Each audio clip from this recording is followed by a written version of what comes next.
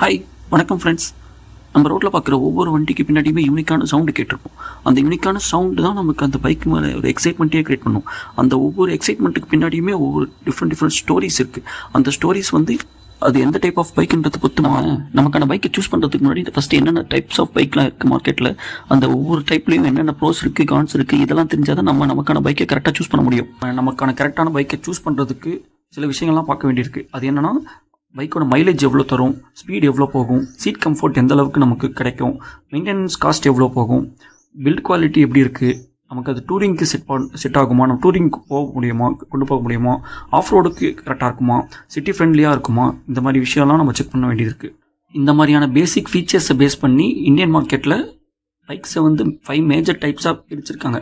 அது என்னென்னா, commuter bikes, sports bikes, cruiser bike, adventure or touring bike, naked bike, off road bike.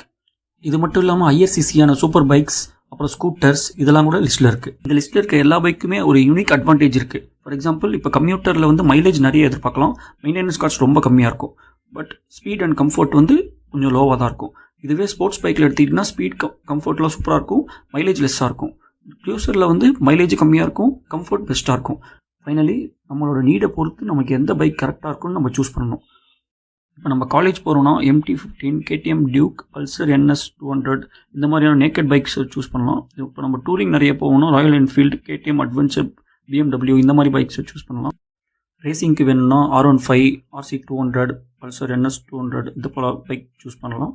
But நம்ம daily commuters தேவைன்னா commuter பைக்ஸான Hero Splendor, Bajaj Platina, Honda Shine இது போல் பைக்கை செலக்ட் பண்ணலாம். நீங்கள் எந்த பைக் செலக்ட் பண்ணாலுமே ஒரு குவாலிட்டியான ஹெல்மெட்டை வாங்கி யூஸ் பண்ணி ரைட் பண்ணுங்கள். Wear helmet, ride safe. Thank you.